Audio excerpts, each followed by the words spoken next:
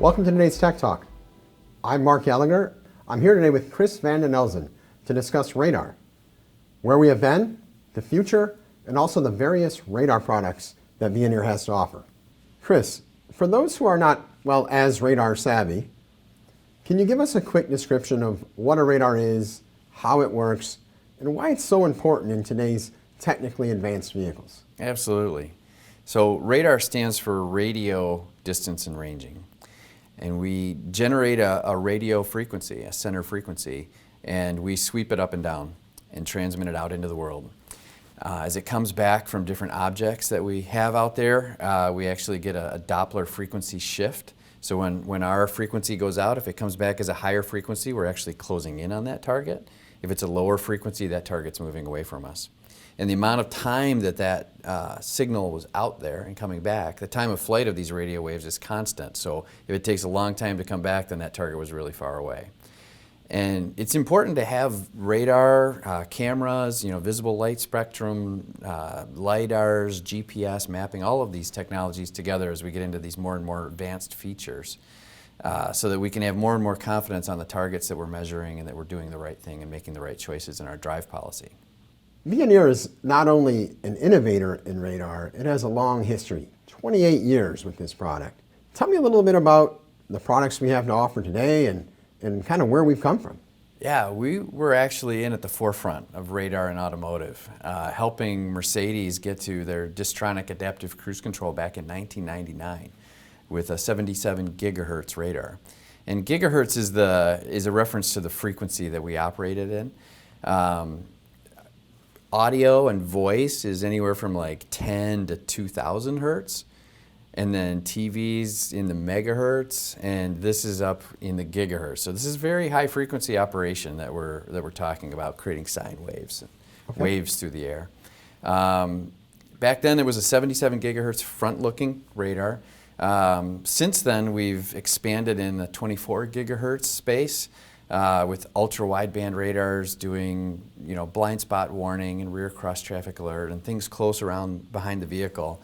There was a change where we were no longer allowed to transmit over this wide or ultra-wide band around 24 gigahertz, and we had to make it narrow so that we could share the space with things like satellite telescopes that were out there looking at the stars.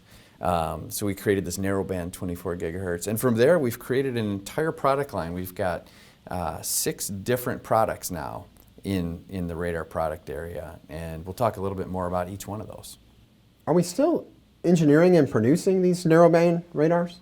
Yeah, in the 24 gigahertz space, we are actually even still producing the ultra wideband. We're not allowed to launch any new ones out there, but we are still producing them for cars that have been in production for a while. And in the narrowband space, we were one of the last tier ones to continue to innovate in the 24 gigahertz narrowband space. And we have customers in North America and Japan that are continuing to add generations to their cars. And we actually have a new generation that's about to launch in 2022. So now from the 24 gigahertz, we're now moving back into the 77 gigahertz. Tell us a little bit more about that. That's correct, yeah. The first ones that we created back in the 1990s were made with gallium arsenide, and they were very, very expensive. Today, we were able to make silicon germanium 77 gigahertz radars, and even now CMOS 77 gigahertz radars. We call them the first ones are our Gen 1.X's. We have 1.0s, 1.2s, etc. And in that space, we have created radars for both forward-looking application for adaptive cruise control and things like that. We've created rear corner radars that are dual mode, so we can see wide and around the car, and we can also have a very narrow beam looking very, very far for cars that will be in our blind spot. It might not be right now, but they're closing fast. And we've also created front corner radars to help us look left and right as we want to nose our way out into traffic. Chris, what regions are the Gen 1 radars really excelling today? We're doing really well all around the world. I would say that our largest customer is actually in Europe. Our fastest expanding market would probably be in China. But we've got these radars installing in Japan, in North America. We've got 3 plants running. We've got Vargarda, Markham, and in Shanghai, all producing these Gen 1 77 gigahertz radars. So we talked a little bit about 1.x radars. What's next? The 3.0s. We are in development with those today. Tell us a little bit about that. The Gen 3 is our next generation radar, and it's answering the call for both lower cost and higher performance, something all of our customers are driving us to around the world. Within the Gen 3 design, we can operate at 77 gigahertz. At 79, we can use more bandwidth, but it's not fully regulated and allowed around the world today. So we're starting with 77 again, with about 1 gigahertz of bandwidth. The generation here on Gen 3 allows us to do a full field of view and get the same ranges that we were getting on the Gen 1.X's.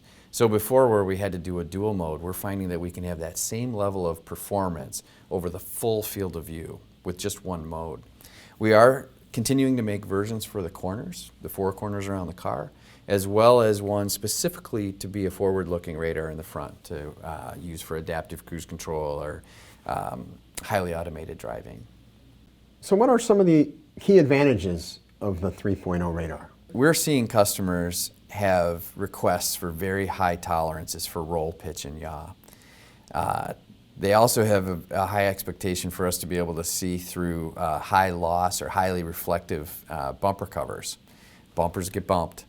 So as the radars are designed now to be able to handle wide flexibility in mounting angles and open up tolerances for our customers to be able to mount them, they're also more tolerant to misalignment.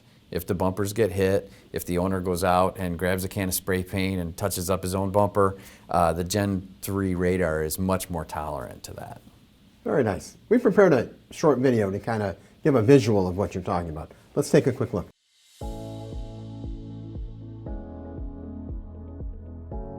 Veoneer is committed to sustainability. Our new generation waveguide antenna radars not only have a considerably smaller footprint, they are designed to operate at a wider tolerance, which enables them to operate after a bump.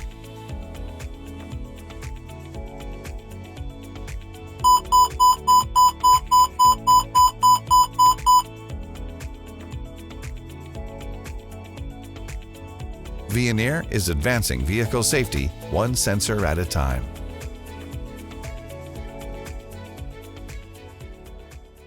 So what's next? What comes after the Gen 3? Are we on Gen 4? Is it in development? The pace of change of radar in automotive is fast. We're seeing changes come at about a cycle of about 18 to 24 months. So we definitely need to have our next generation, Gen 4, in pre-development to keep up with the market and to keep up with where we expect customer RFQs to be within the next year. Tell us a little about Gen 4. What do we need to know? Gen 4 is being designed with central compute in mind right from the beginning. Our customers are looking for the sensors on the exterior of the vehicle to be lighter, to be less expensive, and automotive as a whole is moving towards central compute. Gen 4 will have the ability to be edge computed still for blind spot or rear cross traffic or things like that, but the sensors are being designed to be centrally processed.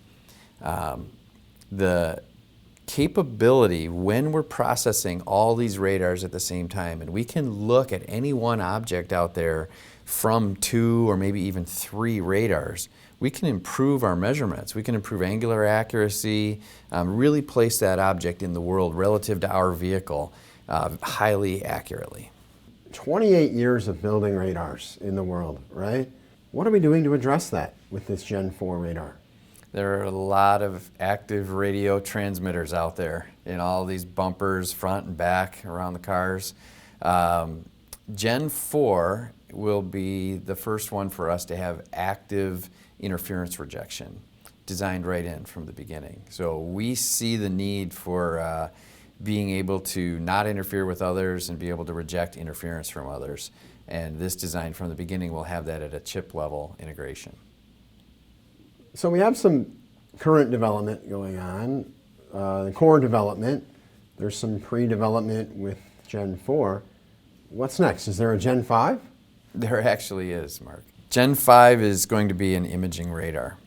We've got some joint activities and research going on with one of our customers, looking at some of the use cases with very highly automated driving. Being able to pull out into a multi-lane road, for example, and look both ways, left and right, very far down, highly accurate placement of all the vehicles in which lane they're operating in.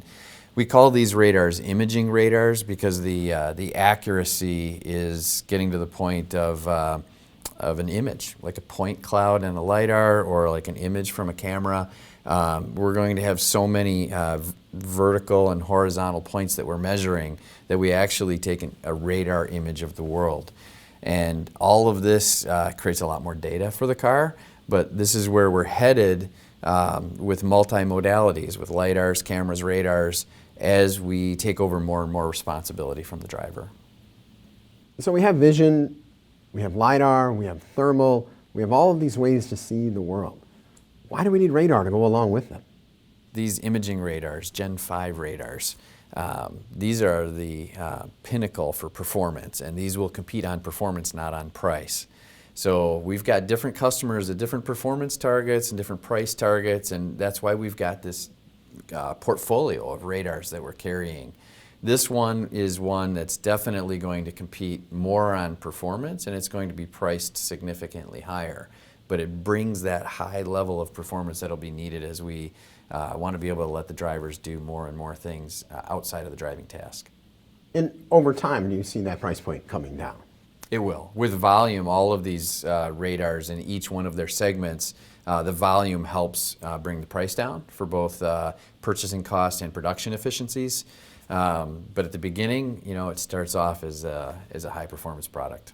Today, as we go into like level 2 driving, where you push the cruise control button and you can take your hands off the steering wheel, we've got 3 modalities out there. We've got a radar measuring speeds and angles and distances, and we've got a camera up there looking at the world and measuring distances to vehicles and following them, staying between the lane markings, etc. And we have a driver who is overarching, looking at the whole thing, and also fused in with this system. If anything goes wrong, any one of these can stop the process. Hit the brake pedal, turn it off, etc. Right?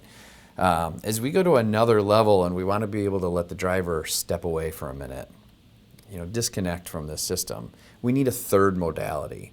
LiDAR is a great example of that.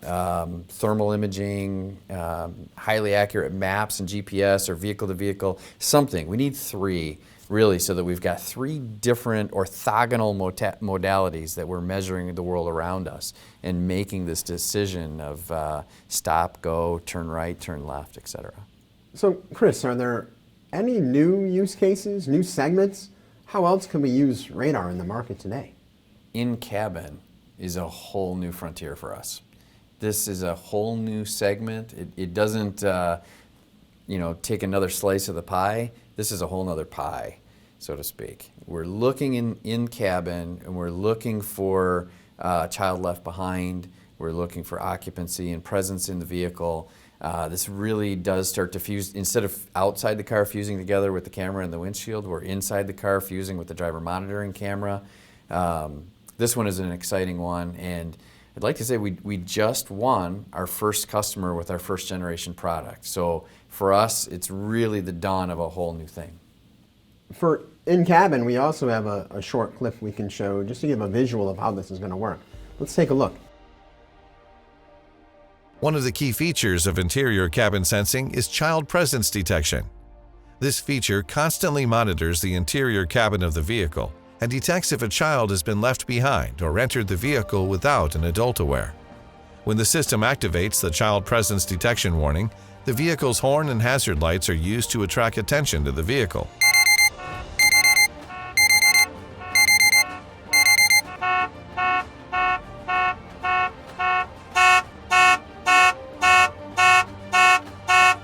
The doors automatically unlock, and an alert can be sent to the driver's smartphone. Veoneer is advancing vehicle safety one sensor at a time. Chris, thank you. Super informative. Really appreciate all the information on radar and where we're heading today. It's very exciting, right? I'm happy to be a part of this meeting. Thanks for having me, Mark. Yeah, excellent.